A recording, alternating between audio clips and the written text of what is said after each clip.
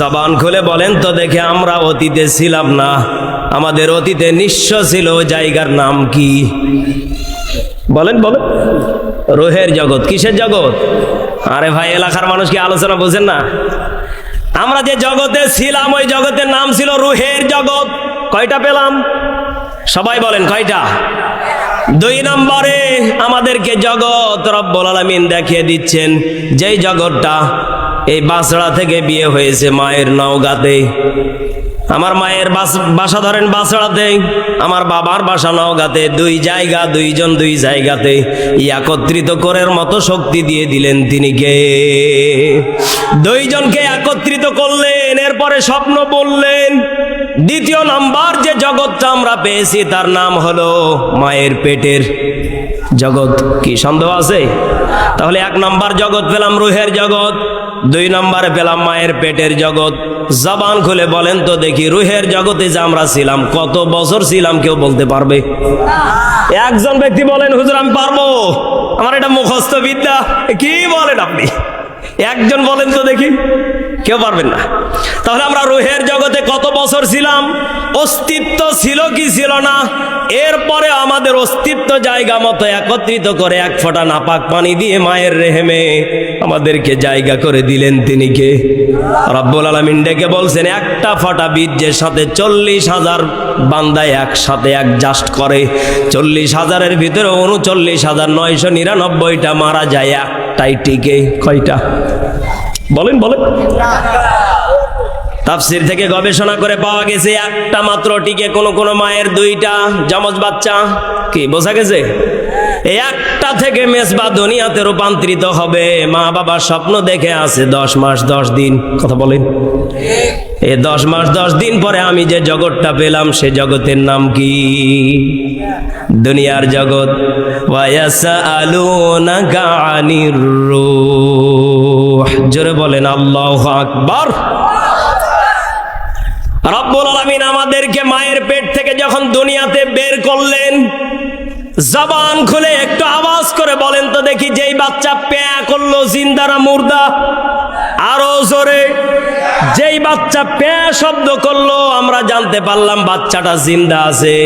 আর যেই বাচ্চা প্যাঁ শব্দ করলো না, আমরা যতটুকু জানি বাচ্চাটা দুনিয়ার মায়া ত্যাগ করে বিদায় নিয়ে চলে গেছে। জবান খুলে বলেন তো দেখি, যখন দুনিয়াতে বাচ্চাটা আগমন করে সুস্থভাবে, পরিবার পরিজন সবাই মিলে মিষ্টি বিতরণ করে খুশি হয়ে যায়। যেই বাচ্চাটা মারা যায় দুনিয়াতে আসার সঙ্গে সঙ্গে পরিবারের মুখটা ফ্যাকাশে কালো হয়ে যায়। এবার বলেন তো দেখি, আপনি আমি কিন্তু 3 নম্বর জগতে আসলাম। 3 নম্বর জগতে জিন্দা থাকা অবস্থায় আমাদেরকে পাঠালেন তিনি কে? তুমি রহমান, তুমি মেহেরবান, তুমি রহমান, তুমি মেহেরবান। অন্ধ গাহে না শুধু তোমারি গুণগান। ঠিক কিনা? বোঝে অবোঝে না ওরা তোমারি শান, বোঝে অবোঝে না ওরা তোমারি শান। তুমি রহমান, তুমি মেহেরবান। জোরে বলা যাবে কি মারহাবা? কখনো তোমাকে যদি ভুলি, হেদায়েতের আলো জেলে কাছে নিয়ে তুলি। আমিন বলেন। কখনো তোমাকে যদি ভুলি, হেদায়েতের আলো জেলে কাছে নিয়ে তুলি। দয়া করো মায়া করো, দয়া করো মায়া করো, ওহ গো দয়াবান। সবাই তুমি রহমান, তুমি মেহেরবান। বাছড়ার মানুষ জবান খুলে বলেন ঠিক কিনা? এই আওয়াজও হবে না, আরো জোরে বলেন ঠিক কিনা? 2 হাত তুলে লিল্লাহে তাকবীর। আল কোরআনের আলো, কোরআন হাদিসের আলো, লিল্লাহে তাকবীর। কষ্ট হচ্ছে আপনাদের? আর কয়েক মিনিট চলবে? চলবে? জবান খুলে বলেন তো দেখি, তাহলে আমাদেরকে দুনিয়াতে 3 নম্বর জগতে আমাদেরকে পাঠালেন দয়া করে মায়া করে, তিনি কে? এখনো পর্যন্ত হায়াত দিয়ে জীবিত সুস্থ রেখেছেন কে? এবার 4 নম্বর জগতের নাম হলো মরণ। কি আরো জোরে বলেন? বলেন কয়টা ব্যাখ্যার কথা বলেছি আমি, বলেন তো? 5টা।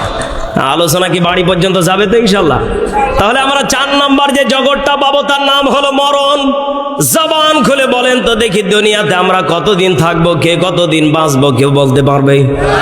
কুষ্টিয়াতে আমি যখন পড়াশোনা করতাম, রাস্তার পাশে পাশে কিছু আংটি এলা লোক কিন্তু বসে থাকে। কথা বলে, বিশেষ করে লালন শাহ বাজারের পাশে আমি গেলেই দেখতে পেতাম বসে আছে। আমাকে একদিন ডেকে বলছে, হুজুর সাহেব এদিকে আসেন।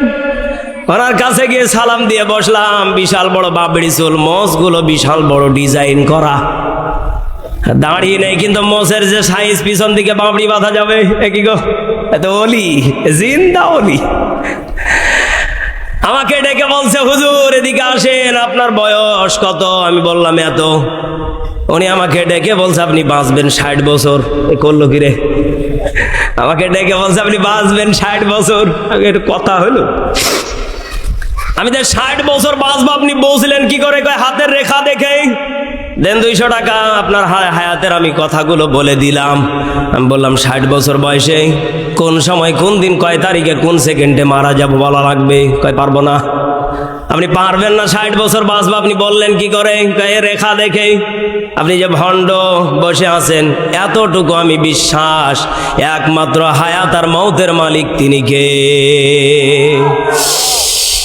ও নওগাঁ জেলাবাসী, বাসরাবাসী, এতটুকু ঈমান আমাদেরকে রাখা লাগবে। দুনিয়ার কেউ হায়াত মৌতের কথা বলতে পারে না। দুনিয়াতে একমাত্রই আমাদেরকে পাঠিয়েছেন যিনি বলতে পারেন, তিনি কে?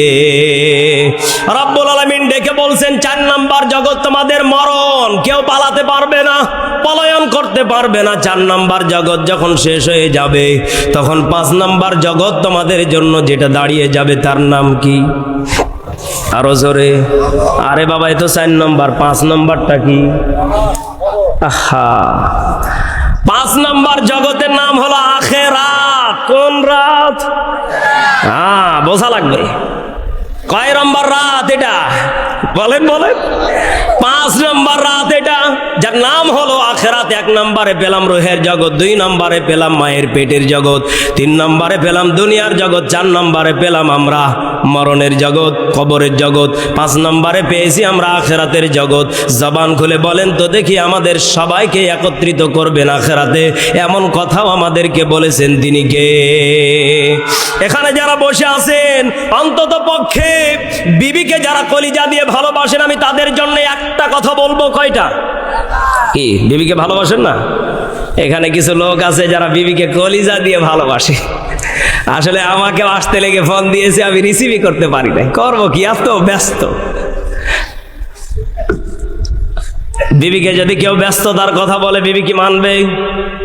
প্রেসিডেন্ট অন্তত পক্ষে মানবে, কিন্তু বউ মানবে না। বউ বলবে, কি করো, এত ব্যস্ত কেন? দুনিয়ার সব খবর তার কাছে বহন করা লাগবে। কথা বললে কেন? বিবির কাছে পৃথিবীর কোনো ব্যস্ততা চলে না, বিবির কাছে কোনো অজুহাতি চলে না। এখানে যারা বসে আছেন, জবান খুলে বলেন তো দেখি, বিবিকে যারা ভালোবাসেন, অন্তত পক্ষে বিবিকে যারা মহব্বত করেন, আল্লাহর নবীর মতো যদি আপনার ভালোবাসা, ইয়াকিন, বিশ্বাস যদি বিবির সাথে থাকে, বেড়ে যায়। নবীজি বলতেছেন, আদ-দুনিয়া কুল্লুহা মাতাউল খায়র ওয়া খায়রুল মাতাঈদ দুনিয়া ইমরাতুস সালিহাত। নবীজি হাদিসের ভিতরে বুখারী মুসলিমের বর্ণনা ডেকে বলছেন, আমার ওই বান্দি, আমার ওই উম্মতিগুলা, ওই নারী সংখ্যক উম্মতগুলা আমার বিবি খাদিজার সাথে জান্নাতে ঢুকতে পারবে। একটু চিৎকার মেরে বলেন সুবহানাল্লাহ। এখানে আমি একটা আয়াত পেয়েছি, সূরা তাহরিম 28 নম্বর পারা 20 নম্বর পৃষ্ঠা 12 নম্বর লাইনের 12 নম্বর আয়াতে দুনিয়াতে একজন নারী ছিলেন যার নাম হলো আসিয়া। কোন? বলেন বলেন। কি? আরো জোরে।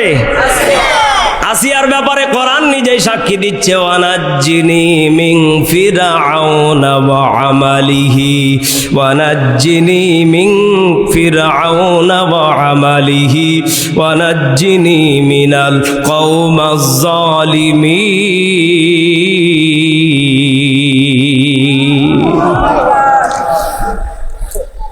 এই আয়াত থেকে আমি যে তাফসীর পড়ে পেয়েছি, আসলে আসিয়ার মতো যদি আমাদের বিবিগুলো যদি হয়ে যেত, দুনিয়াতে শান্তি বাড়তো না কমতো?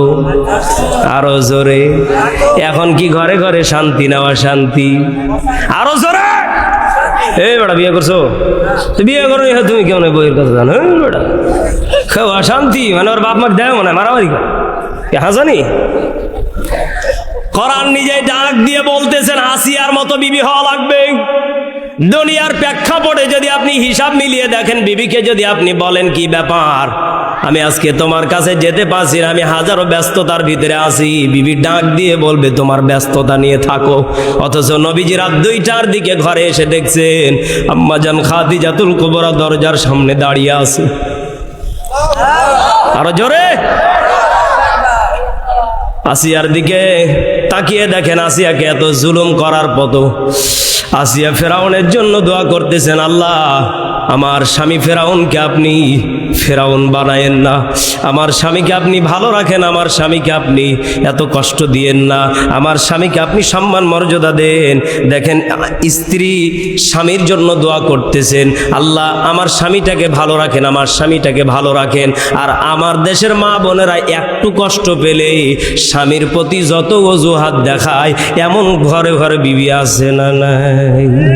আরো জোরে বলেন আছে না নাই?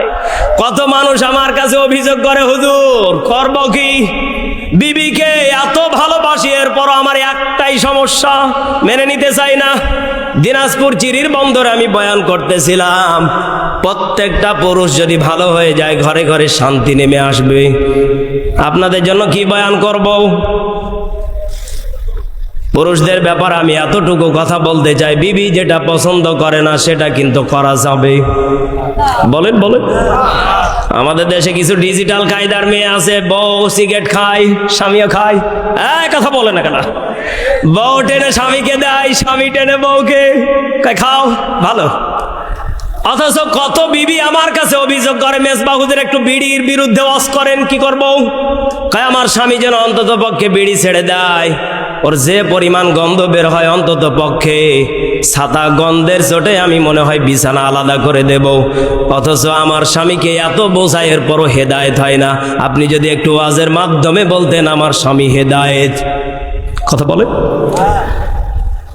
নবীজির হাদিস থেকে আমি যতটুকু পেয়েছি, নবীজি এতটুকু আমাদেরকে শিক্ষা দিচ্ছেন, উম্মত বিবির কাছে যখন যাবে মুখটাকে ফ্রেশ করে ফেলো, বিবির কথা মতো এতটুকু তুমি সেন্স রাখিও। বিবি যেটা পছন্দ করে না সেটা যদি হারাম হয়ে যায়, পছন্দ না করলে দরকার নেই। বলেন তো দেখি, বিড়ি যারা খান এটা হালাল না হারাম? আরো জোরে, আরো জোরে। এখন বিড়ির বিরুদ্ধে ওয়াজ করতে গেলে কিছু মানুষ কয় হুজুরেরা জর্দা খায়, পান দিয়ে জর্দা খায়, ওইটার বেলা ফতুয়া নাই, খালি হামগো বিড়ির উপরে এত বীজ, ঠিক কি না? হুজুরেরা খায়। আমি একদিন ছোট্টবেলা মাহফিল শুনে বাড়িতে যাচ্ছি, পান খাইতে খাইতে মা ডাক দিয়ে বলতেছে, মেজ ভাই দিকে আয়। মুখের ভিতর কি? আমি বললাম পান।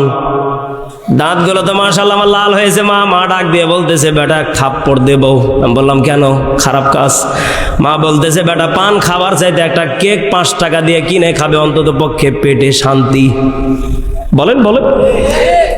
এখন যারা অন্তত পক্ষে বিড়ি খোর, ওদের কাছে ওয়াজ করলে কি হেদায়েত হবে? আপনি বিড়ি বাদ দিয়ে, একটা সিগারেট বাদ দিয়ে অন্তত পক্ষে কেক খান, শান্তি পাবে।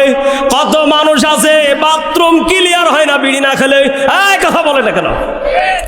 কত মানুষ আছে পান না খেলে বাথরুম ক্লিয়ার হয় না, পেটে হজম শক্তি কমে না। জবান খুলে বলেন তো দেখি, বিবিকে কষ্ট দেওয়া কি যাবে? আরো জোরে বলেন যাবে। বিবি কার দান? আরো জোরে বলেন কার দান? এই নিয়ামত থেকে যারা বঞ্চিত আছে এদের কপালে দুঃখ আছে না নাই?